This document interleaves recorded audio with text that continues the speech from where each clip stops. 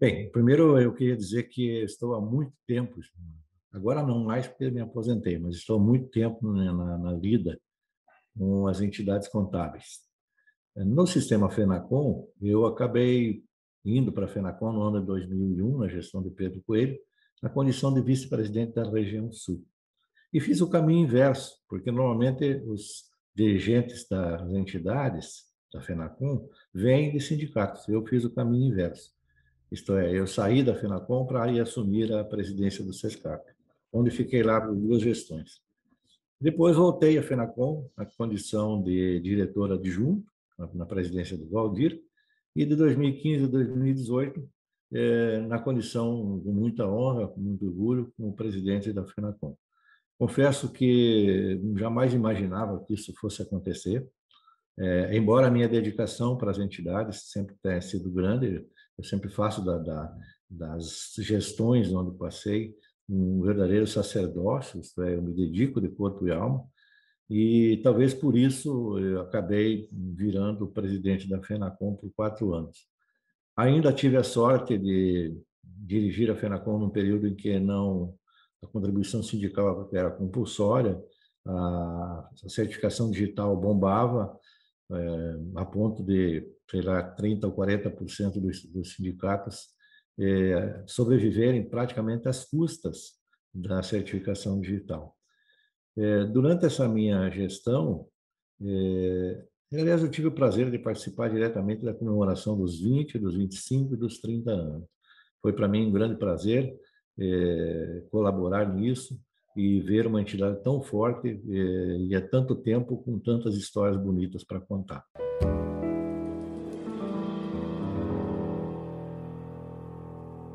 Eu marquei muito por me aproximar dos sindicatos filiados.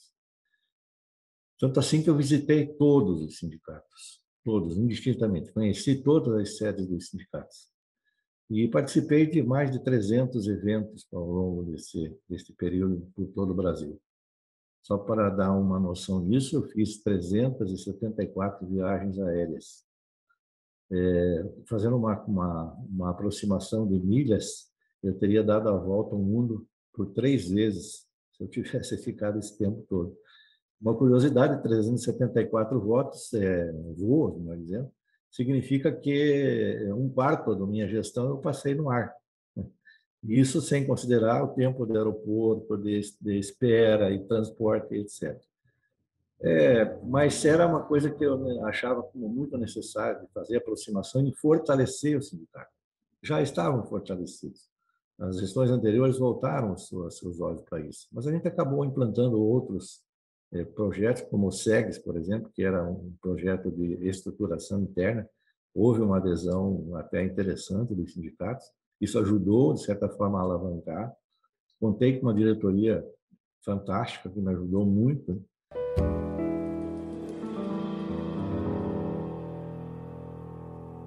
Tive o prazer também de ajudar a sediar 2 Conescap, né? Uma no Pernambuco, com o presidente Albérico, fizemos uma parceria incrível. O que a gente fez lá naquele centro de eventos é uma coisa, é um legado que ficou até hoje para a cidade, porque o local da feira ela era aberta, e o calor lá no mês de novembro era terrível. E nós tivemos a ousadia de fechar aquele ambiente e colocar ar-condicionado. Nunca tinha sido feito antes. Mas a Conescap em si foi um sucesso em termos de público. Conseguimos levar lá o ministro Joaquim Barbosa para uma entrevista memorável. E, enfim, foi uma bela Conescap. Depois em Manaus. Manaus, na verdade, foi um desafio. Este sim foi uma ousadia, porque Manaus não é um centro tradicionalmente voltado para eventos. Por causa da distância, por causa da dificuldade, enfim, a indústria local é parca, enfim. Mas tivemos, assim, essa coragem de fazer, a presidente Cristina nos ajudou muito, e acho que a conclusão é que foi um evento memorável, porque a gente acabou unindo a tecnologia com a ecologia. E esse binômio deu resultados fantásticos, porque a adesão de público foi muito boa e a avaliação final também foi muito positiva. Então, me orgulho muito de ter participado de um projeto dessa magnitude.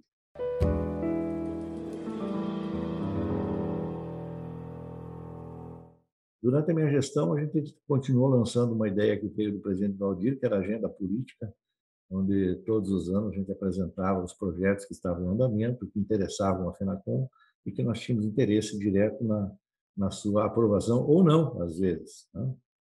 E eu diria também que um gol de placa na minha gestão foi nós termos trazido definitivamente o SESCOM do Rio Grande do Sul de volta para a FENACOM, de onde, no melhor, não deveria nunca ter saído. E eu tive orgulho de lá atrás, enquanto vice-presidente, negociar com o SESCOM do Rio Grande do Sul, ainda na gestão do Pedro Coelho.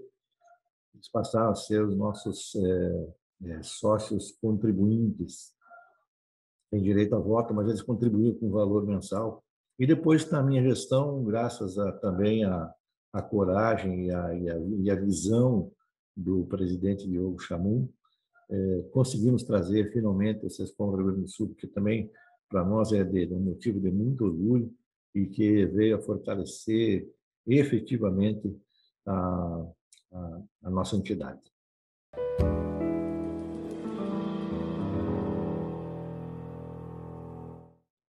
Melhorias e ganhos tributários, enfim, um tratamento diferenciado que a própria Constituição já nos diz que o microempresário, as empresas do Simples, elas têm que ter tratamento diferenciado, mas nem sempre isto era ou é observado principalmente pela Receita Federal. E nós buscamos muito isso, e o mais interessante é que quando a gente ia buscar essas conquistas, ela não se prendia tão somente às empresas de nossa gama de representação, mas sim atingia todas as empresas brasileiras.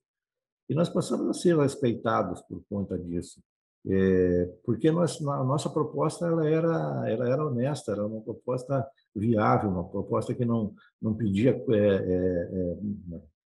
desculpe, ela não buscava proveito próprio, ela buscava proveito da comunidade empresarial. E neste período, eu lembro bem que participamos de várias comissões, de várias parcerias na busca desse objetivo, de melhorar a condição de trabalho das micro e pequenas empresas. Eu ressalto aqui a parceria que a gente fez com o Conselho Federal de Contabilidade, com o SEBRAE. Aliás, o SEBRAE, é bom mencionar, o SEBRAE, na nossa gestão, ele colocou, eu não lembro bem agora exatamente o número, mas perto de 3 milhões de reais, ele colocou nas nossas mãos para a gente desenvolver um projeto para melhorar a vida das micro e pequenas empresas. E isso, a FENACOM é que fez a gestão desse dinheiro. O que era uma coisa, assim, até um certo ponto, até um certo tempo, impensável, de uma entidade, de um órgão público, praticamente, colocar na mão de uma federação uma grana desse tamanho para que a gente pudesse desenvolver o projeto. Nessa mesma toada, nós somos convidados e participamos ativamente, por exemplo, da implantação do e-social. Né? Nós tivemos uma equipe que trabalhou grandemente nisso, foi de grande valia, porque nós lá éramos o porta-voz das angústias das empresas, das micro e pequenas empresas. Nós, mais do que ninguém, sabíamos o que significava nesse Brasil ser um empreendedor. E o e-social era uma coisa, né, que nem nós mesmos no começo não estávamos acreditando muito, tampouco achando que ia dar certo. Mas deu certo.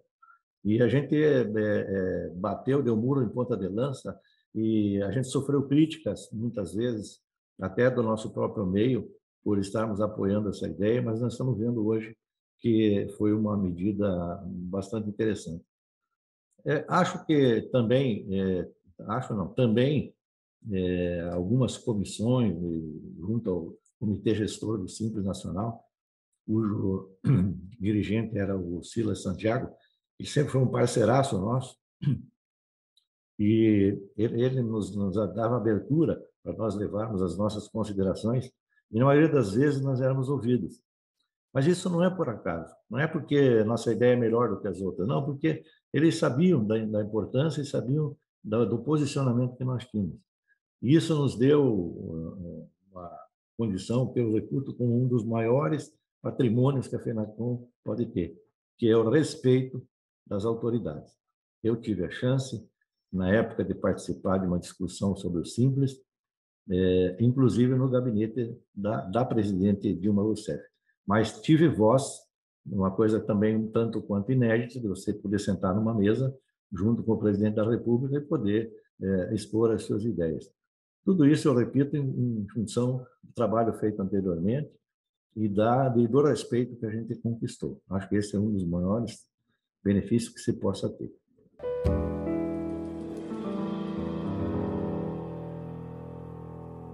Não existe uma federação forte com sindicatos fracos, até porque a federação em si ela não tem praticamente a receita própria, a não ser uma partezinha lá do certificado digital, mas isso é uma outra história. Nós dependemos do fortalecimento dos sindicatos para fazer uma federação forte. A gente levou isso muito a sério. Devo dizer até com uma certa tristeza que, num determinado momento, a certificação digital passou a ser tão importante para os sindicatos que eles meio que abandonaram a contribuição sindical. Esses, na verdade, quando a contribuição sindical foi extinta, nem sentiram muito, porque já não tinha muita arrecadação de contribuição sindical.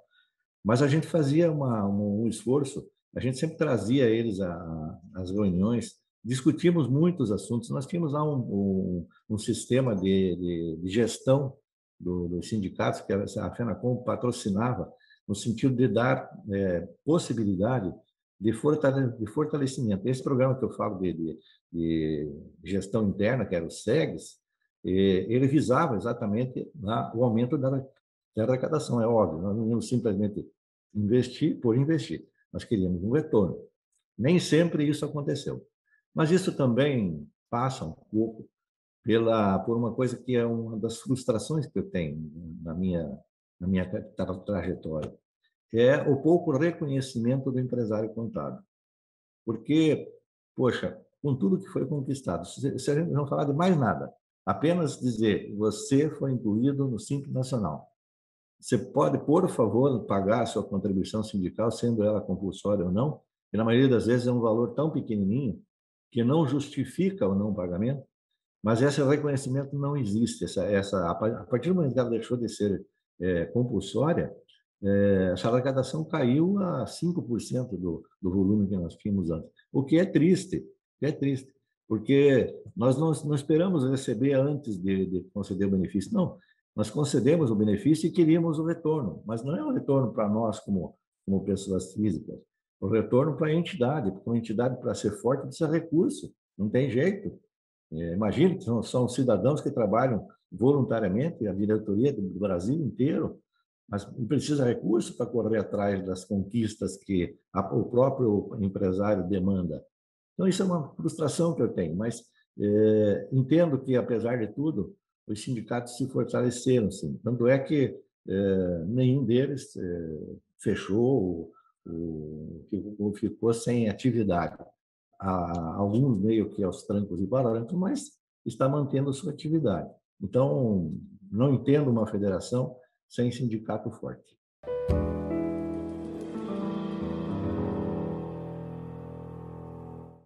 A escolha da diretoria, com exceção do meu financeiro, eu não escolhi mais nenhum outro diretor. Todos eles foram indicados pelos sindicatos. Isto é, nós queríamos trazer a maior representatividade para a diretoria de todos os sindicatos brasileiros.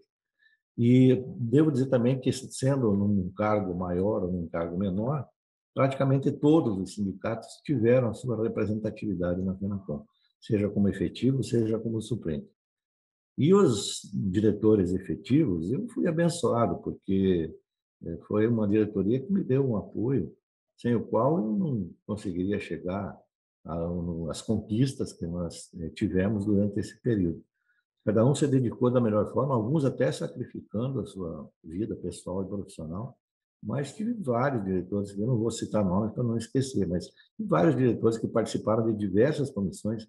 Eu tenho assim uma coisa comigo de líder, de presidente, que eu dou liberdade às pessoas, porque eu penso, acho que isso até é uma coisa inteligente. Se eu dou liberdade, a pessoa está correspondendo, não encargo a menos nas costas do presidente.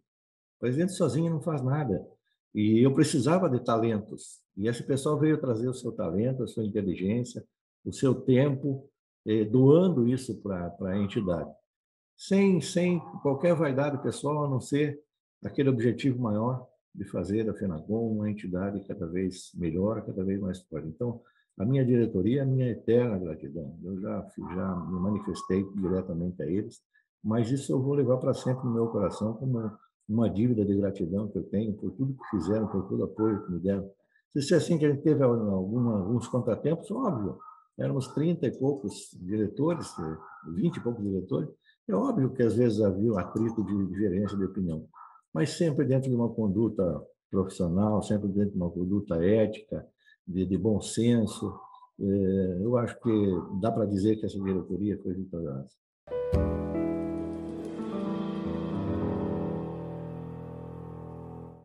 E durante a nossa gestão, nós conseguimos adquirir a sede própria do Instituto FENACOM.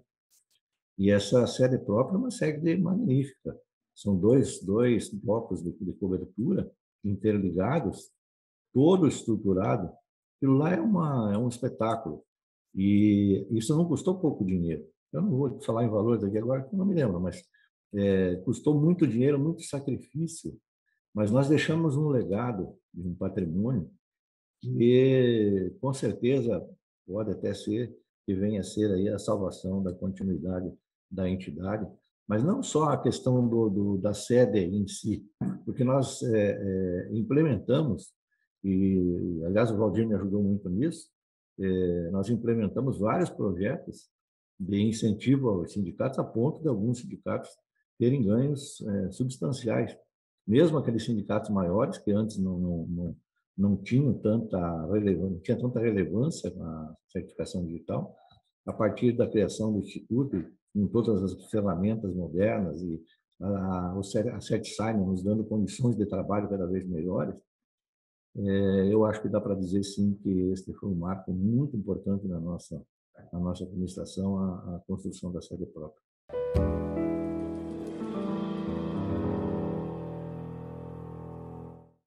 Muitas vezes me perguntaram, e eu mesmo me fazia essa pergunta, por que é que eu dediquei tanto tempo da minha vida em prol das entidades? Na FENACOM foi uma coisa absurda, porque fazendo 374 viagens aéreas, eu não passava uma semana em casa.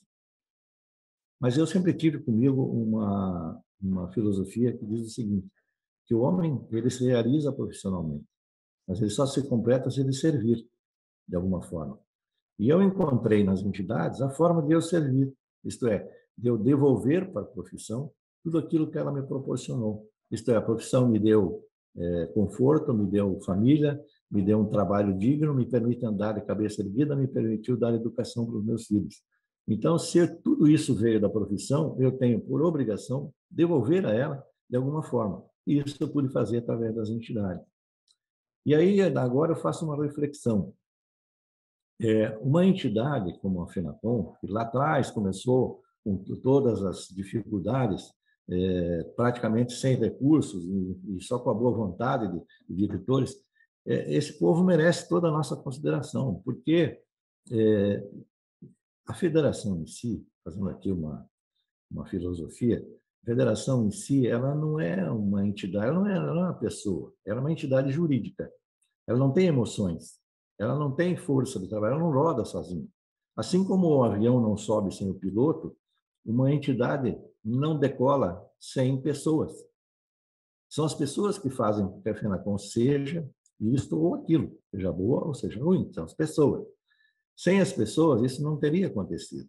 Então, eu quero aqui, antes de falar um pouquinho do futuro, falar do passado e prestar a minha homenagem a todas essas pessoas, todos esses diretores e presidentes que por aí passaram e que deixaram uma marca indelével, ajudaram a escrever com letras de ouro as páginas da história da FENACOM.